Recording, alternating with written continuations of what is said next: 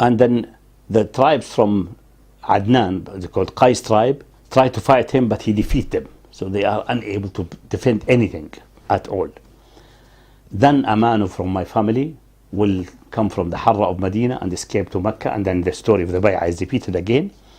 And then the Sufyani will send to them an army which will be swallowed by the ass. So the order of the events here is more logical than the previous hadith. The previous hadith, the army is swallowed after the Bay'ah was given, and so when the Sufyani comes out, it seems to be the Sufyani is before. This looks more logical in historical order. You see, it is not possible to conceive that anyone can raise an army after they have seen, or still continue fighting after they have seen the land swallowing the army. So this order seems to be more logical, and the one who is dispatching the army seems to be the Sufyani, and the booty of Kalb will be after the swallowing of the army. So he sent this army, and that army will be defeated. Actually, he will send an army, he will be defeated first. He send the second army, and he himself will go with the army, and they will be swallowed. That's this story. Now, this hadith, Al-Hakim said, this is authentic according to the condition of the two sheikhs, Bukhari and Muslim, but they did not report it. And Imam Dhahabi in the Talkhis follow him on that. And it looks at the face of it, isnad-wise, that it is immaculate. But there's one small problem, which is a big problem. Imam Walid ibn Muslim, who is one of the best and greatest narrators of Sham, is known to do tadlis. Tadlis is someone who used the word an to cover up that he dropped some narrators. He doesn't حدثنا reported to me or I hear that. He said an, from. From could be connected or unconnected, although it should be connected normally. But so the mudallis covered. Here you say there's no problem. He said حدثنا الأوزاعي. الأوزاعي told me. So it cannot be. Actually, the tadlis of Al-Walid ibn Muslim is even worse. It's called tadlis al-taswiya. He may drop even in higher level of isnad another man. But he from Awza'i say عن يحيى بن Awza'i from يحيى بن Bakaria. Now we are not certain this from is direct. There may be a weak man or a liar in between. To make matter worse, it has been reported that he did similar things in other ahadith. And a man of hadith narrator say, how come you do that? Why did you drop this man? You know that Awza'i reported that from this weak man. He said, yes, but if I keep this man, everyone will say Awza'i was not a great imam. How can he report from such bad men? Say, but if you do that and you drop the man name, the people will accuse Awza'i to be weak himself. Because the hadith is clearly bad. So they will say, look at the isnad, then they will accuse Awza'i of the hadith. He's the only one will be accused this way. So we have a report that he did that from the shuyukh of the shuyukh, from the teacher of the teacher. So in such people who have these tadlis al-taswiyah, you have to have a connected chain with reliability all the way to the end. You cannot really trust that he will not drop somewhere high.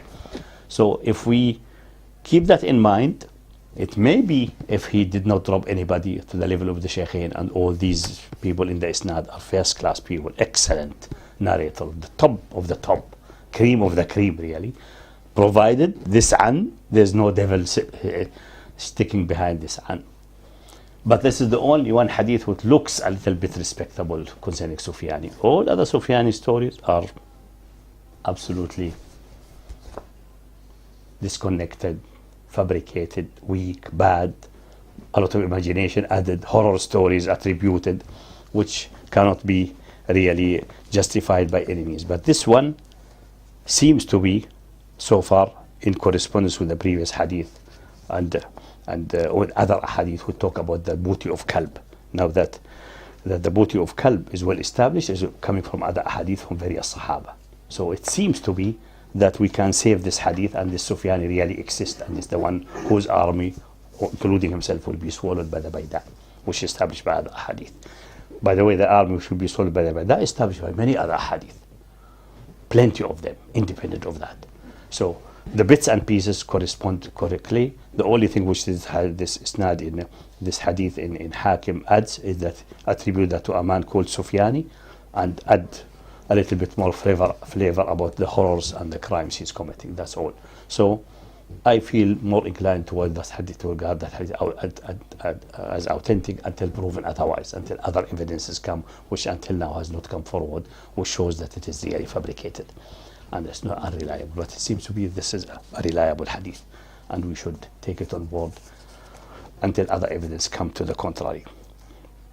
So this man who has been given bay'ah between, by the way, there's no mention of the word Mahdi here, as you see. It's only the man who is given between, but the characteristics from the Mahdi, the expected Mahdi, are in him. He fills the earth with justice and rule by the sunnah of the Prophet and stay 7 or 8 or 9 years. So all these characteristics seem to be there. So we are reasonably justified to regard this to be the Mahdi. Concerning the other issues about the army being swallowed, that's well established. For example, you have it in Sahih Muslim.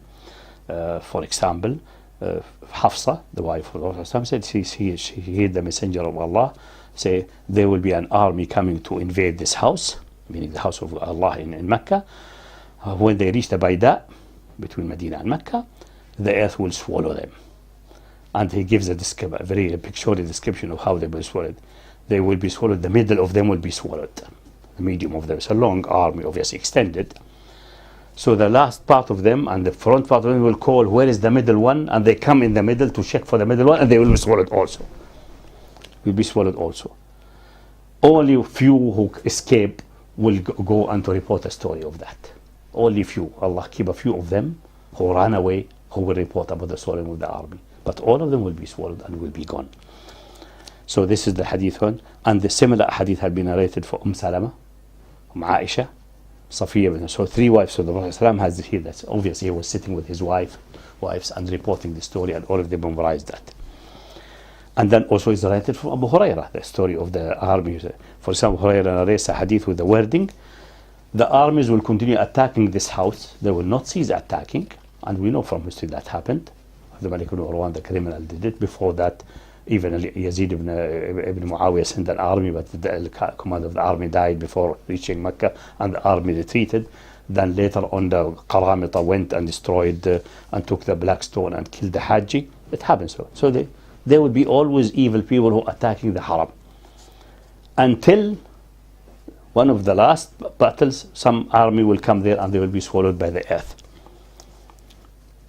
in the area called Bayda, between Mecca and Medina. So the swallowing of an army at the end of time between Mecca and Medina is one of the sign of the prophethood, independent if it's related to the Mahdi or not related, and this is definitely going to happen. It didn't happen yet.